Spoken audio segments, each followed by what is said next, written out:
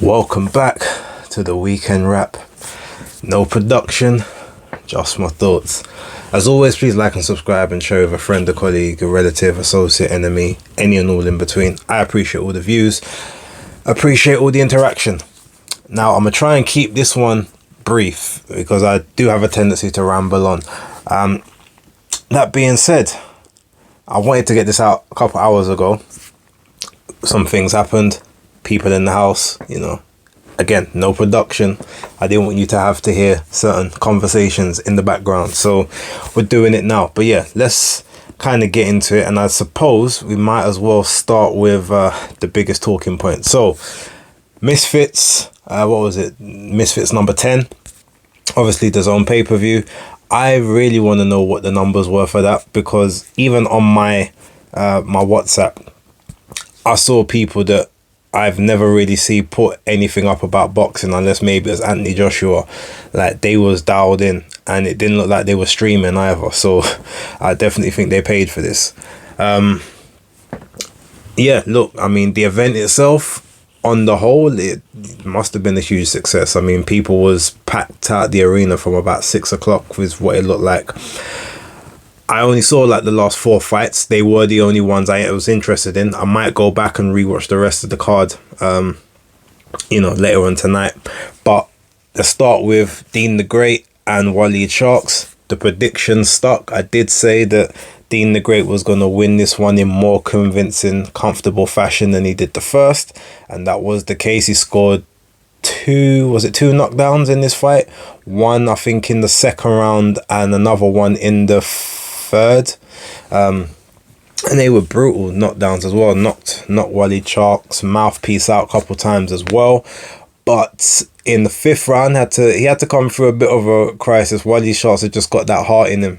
He did not want to get stopped again this time. And there was a couple times I thought the ref was going to jump in. But no, he gritted it out, and then basically had Dean the Great running in round 5. Pretty much like he was there surviving because he was taking big shots. But technically, as I was saying, that like if you look at Misfits boxing, they are probably the two most technical and actually like proficient looking boxers out of all of them. And yeah, it was a really good fight to watch.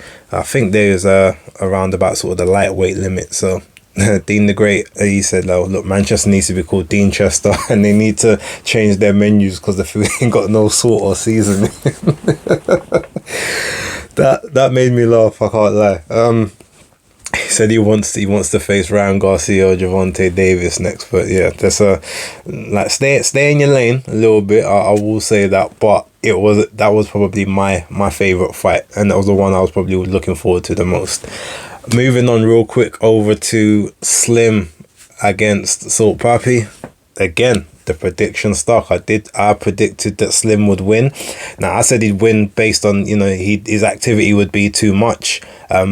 I wasn't expecting a knockout, I'm not going to lie.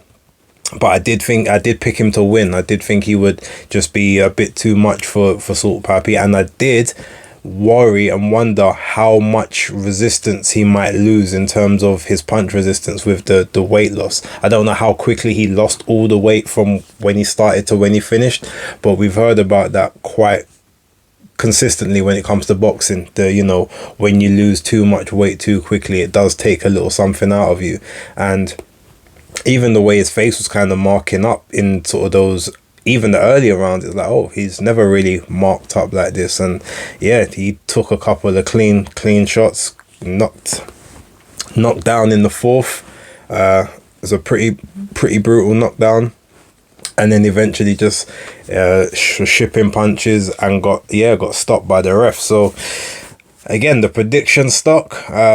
It's a shame because I really like Salt Papi, although I can't lie, I did prefer big Salt Papi, not the slim one. I don't know, I preferred the chunky guy. It's a bit like when you had Fat Joe and then not so Fat Joe. It doesn't really feel the same.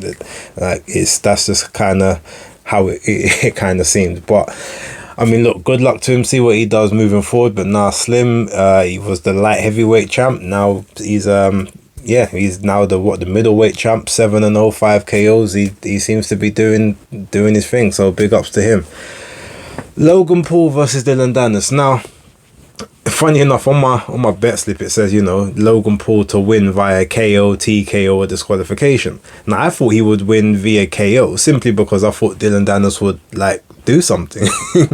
Like, the guy literally. Now, I thought, okay, in the first 2 rounds, basically just behind the high guard, walk him down, tire him out. I thought that was the plan. And then maybe just, get to work with a couple of body shots or something, and then try to go to work a bit later on and obviously open up. But none of that happened, to the point where he literally just stood behind the high guard for 4 rounds and just decided to take punches, block punches, maybe get a couple through, but just firm them. And then ultimately in the 4th round, I think it was the 4th round, he decides to try for a single leg takedown, which I didn't really understand the thought process behind that, if I'm totally honest, because again, you're fighting someone with a wrestling background. What makes you think that a takedown is gonna work? That's it would make more sense if they were trying to take you down, and you basically then just maneuver them into a jiu-jitsu position, as opposed to trying to take them down. Like, a takedown is what wrestlers do. They that's what they do. That's what they know how to defend against. And I think also, is it the 2nd or the 3rd round where he basically just went to lay on his back and invited Logan Paul to come onto him, and I'm just like. The first thing I thought is the referee is obviously, then he's waved and said no knockdown or whatever, but I'm thinking, how is that not a count? You've intentionally gone down to the ground. In any boxing rules, that's a count. You take a count, or you would get a point for, I guess, I don't even know what the point would be for. Maybe a disruption, delay in the bout or something, but yeah, he just waved it off. So I thought, oh, okay, that's weird. And then it got all the way to the 6th round, and I'm like, oh, I'm probably about to lose this this prediction, especially on the bet that I put on. Next thing I know, boom, he tries to go for a guillotine choke, misses the choke. And Logan Paul goes for a hammer fist, which I think he just about missed, and then Dylan Dennis goes to kick him. All hell breaks loose, and there's about 40 different security guards in the ring. It was just anarchy. But as soon as that happened, I thought, oh yes, my bet's still on because I bet for the knockout or the TKO or the disqualification. And then we heard the ref. It's all 5 rounds was to Logan Paul, and in the 6th round, the referee has disqualified Dylan Dennis. So I thought, cool. There was pain for me to come though, because I put a bet. I put a fight in my accumulator. One of those, those little side ones you put in. And the guy was a 2-5 to win. I'd never seen him. I thought, let me just put it in there as well. It still hasn't popped up on BoxRec yet, so I don't even know what happened in that fight, whether it was a loss, whether it was a draw. I literally don't know. They still haven't updated it. But all I know is one guy was 20-0 with 16 KOs. The other guy was 18-0 with 9 KOs. But my bet was for the guy to win. He hasn't won, so either he lost or he drew. But either way, messed up the accumulator. But that being said, then we had KSI, Tommy Fury. Now, I predicted Tommy Fury would win this on points. I said that he'd probably have to come through some momentary crisis in rounds 1 and 2, but if he does that, he'll control that, and then he should just outbox KSI from rounds 3, 4, 5, and 6. Now, here's the thing. With regards to this one, while I can't, obviously for me, I guess personally, because I kind of put a little bit of money on it, I was like, well, that's the person who I expect to win. Watching it, it was hard to decide, because I did give KSI the first 2 rounds, and then I gave Fury the 3rd. And then kind of from there, it was just really, I gave him the 4th as well. And then I think the 5th round was a very close one. It could have kind of gone either way. And then the 6th round, again, could have kind of gone either way, because there was no clear separation whatsoever. But obviously you got the point deduction from Tommy Fury in round 2. So you could have easily said it was a three rounds apiece plus the point deduction. Or you could have said it was 2 rounds to 4 for Tommy Fury with the point deduction. Either way, it was like, I won't say it was a robbery, but looking at it, I couldn't have argued if KSI won the fight either. It was one of those ones. But I think with the point deduction just made it kind of feel a bit worse in there. That being said, I mean, when KSI is like, he's a Fury, and obviously they can't have the influence of beating the boxers. And yeah, I can understand all of that. But here's my thing. Like, you've gone and done this event. Like, you've literally put this event in my man's backyard. He's a Manchester, Salford, Morecambe guy. And you've gone and put the event right in his wheelhouse. But yet, you would expect that even if he's not like the favorite, because you're, the big celeb with the millions and millions of followers on YouTube and TikTok and Instagram, whatever, that's still his home crowd. Like, with the power and the stroke you have, that should have really been in London. That's, to me, that makes the most sense. It didn't really, if you, that's an A-side flex. You have it in your neck of the woods. Make him have to travel to you. Make him be the one that's uncomfortable. So, yeah, I feel like that was just an error in judgment on his part. I feel bad for him because I can't definitively say that Tommy Fury did win, but I also can't definitively say that he won because it was just a really poor event. Like, the Tommy Fury and Jake Paul fight was at least a bit more aesthetically pleasing. I mean, look, that bouncing up and down style, I said that's gonna work for 2 rounds, maybe 2.5 rounds at best, but it's a style that's gonna ultimately tire you out. It's gonna make you lose your shape after a while, and obviously it's done to confuse your opponent to maybe get those early stoppages, but when it goes deeper than that, it's just not sustainable. And that's clearly, again, what happened in that fight. Now, full disclosure, as a lot of you know, there's very few Furies that I actually can tolerate, and you guys will know the 2 that I actually will give any time to.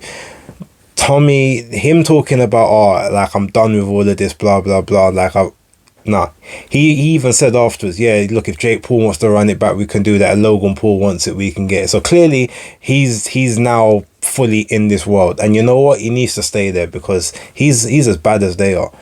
You tell me that if someone told me that he's been boxing from the age of 8, I would tell you that you are a habitual liar and you're never to be trusted again in life. That guy is awful. And I don't understand how you can be that trash, having that boxing background and that family, where boxing and fighting is life, and you fight like that. And he's a guy, again, him just like Tyson, he's built very awkwardly. Like, he's built like Johnny Bravo. All upper body, no legs. I don't know if he does leg day or not. He needs to lay off everything top. Forget like any plyometrics and functional weight training for the top half of his body. He needs to get some grounding because the way he's shaped, any decent punch, he's going over. It's just lucky that obviously KSI is about, realistically, probably 20 pounds, 25 pounds, maybe 2 stone lighter than he is as a natural human being, as to why he was able to take a couple of those punches that he took. Because realistically, he probably landed more and did a bit more work and was busier, but I feel like KSI landed the cleaner shots in the fight. And yeah, obviously it also goes to show KSI's power doesn't necessarily travel when you're fighting people your own size, as opposed to undersized individuals, or using your forearm and your elbow. But that's another story. But yeah, that's my sort of thoughts on that. I can't dwell on it anymore. Tommy Fury is trash. Stay in that lane, because that's where you belong at this point. There's nothing that you're doing in the professional realm. I'm sorry, it's just not going to happen. Make your money. Like, you got a good wife, girlfriend, wife, whatever she is at the moment. You got, baby, look after them. Stay in that safe lane, because the pro game just ain't for you. It's not going to happen. All right, moving on from there. Janibek Tszyu against Vincenzo Gualtieri. Again, I said was not going to go past 6 rounds. I predicted a 5th round KO. He ended up getting stopped in the 6th, but he got hurt very badly in the 5th. So again, another prediction that stuck. Yeah, ultimately just levels above Gualtieri. Gualtieri just wasn't used to that level of opponent, wasn't used to the punch power, so he just clearly hasn't been fighting anyone of note in Germany. The Esquiva Falcao fight was probably a bit more of a false dawn than anything else. So now, yeah, Janibek is a unified champion with the WBO and IBF belts. Let's see what he does moving forward. I haven't seen Keyshawn Davis against Nahir Albright yet, but I mean, I'm looking forward to watching that fight because I remember when Albright beat Carlos Balderas, that's when he sort of jumped onto my radar, and that's when I knew that Keyshawn wouldn't be able to get him out of there, and it would go to decision. So again, that was another prediction that I got right on my accumulator. Moving over to, there was a card on the zone, another card on the zone, which was Miguel Berchelt versus I think it was Alberto Ruiz or Diego Alberto Ruiz. Yep, Berchelt knocked him out, or it got stopped after it was 2 rounds, and it got stopped on the stall before the 3rd round, which again I predicted it would be an early knockout, and it's primarily for him probably to be fed to someone else, like a William Zepeda, but apparently they may be looking at a 130 against him and Navarrete. I don't know how realistic that would be, but I know Top Rank and Golden Boy seem to be doing a bit of the cross promotional stuff at the minute, so you never know. On the undercard, we had a what was his name, Ayala versus Felix Alvarado.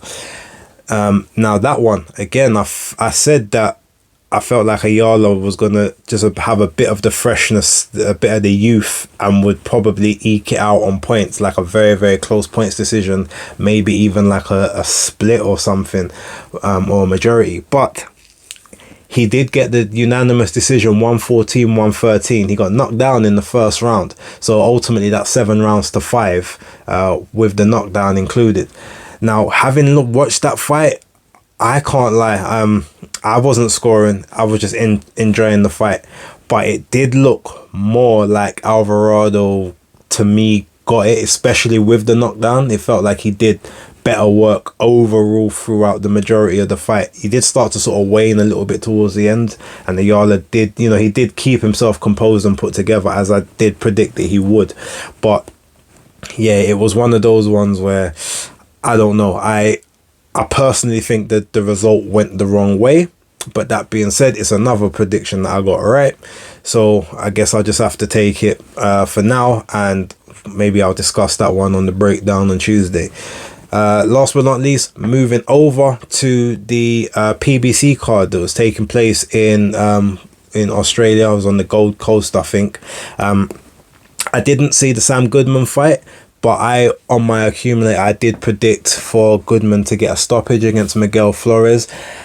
The safe money was to go for the decision, as you know, Goodman isn't particularly known as a big KO artist, but I felt like he's got a lot of busyness. He's a very busy fighter, a lot of industry, so I felt like he might just kind of do one of those overwhelming ones, and maybe the ref just kind of decides to wave it off. Now, I haven't seen the fight, but I do know that Goodman knocked Flores down in the 8th round, and I know Flores got deducted 2 points at different parts of the fight for fouls. I'm not sure what the fouls were.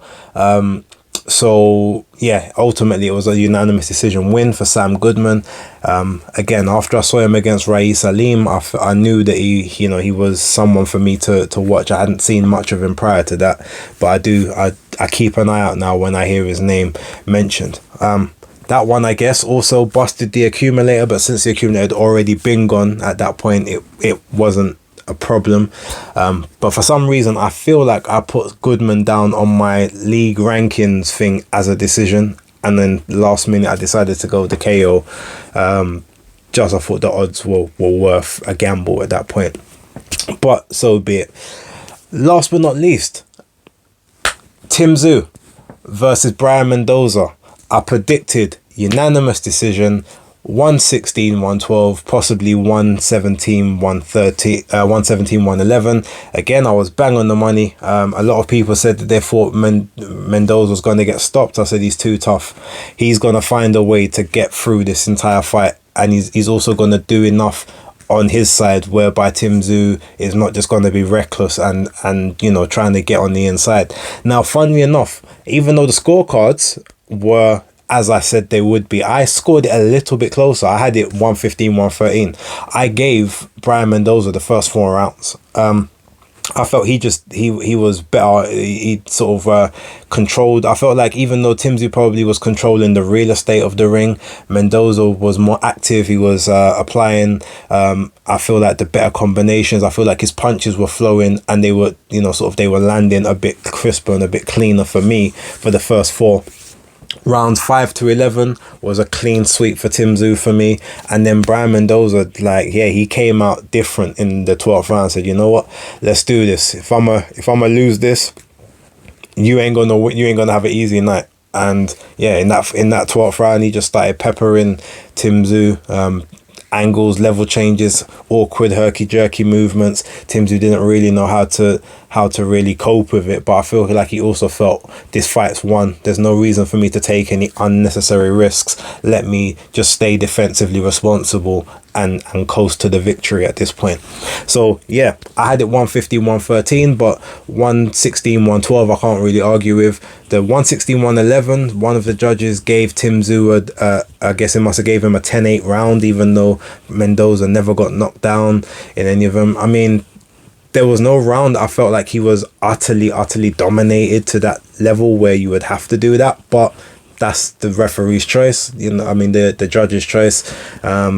I won't argue too much of it. The 117, 111 one I felt was a little bit harsh, but again, I can't argue too much. I guess it depends on what rounds it was that they gave to Mendoza, but that was I think it was a Japanese judge, so you know, he had no horse in the race. It's not like it was a hometown judge that sort of gave that. So whatever he saw, I guess, is whatever he saw, and I can't really say too much more about it. But look, that is pretty much the weekend wrapped up in a nutshell. There was a lot of pretty good action on. There were some talking points. We always like a bit of controversy, a bit of stuff to talk about over the weekend. And there was some really good action. Tim Tszyu is now, you know, he defended his WBO super welterweight light middleweight title. I don't know if he gets to hold the interim WBC title now. I don't know how that works, but he called out Charlo afterwards. So yeah, let's see what happens moving forward, because I know Charlo has now got the mandatory against Ergashev. Is it Ergashev that he has to face? No, it's not Ergashev. That's Joe. I think that might be Joe Cordino. But he's got a mandatory for the IBF who that's been called now, and he has to satisfy that. So if he does fight Tim Tszyu, that's another belt he's lost, which means that he'll only have 2 belts left to his name, but that's still a big unification if he decides to come back and do that. So we'll see. Again, see what Janibek does next. Miguel Pachel, I still feel like he's about to get fed to somebody. And we'll see what happens with those misfits and those influencers. But for right now, thank you very much for listening. Hope I didn't bore you. Leave your comments. Let me know what you guys thought as well. And I will catch you on the next one. Peace.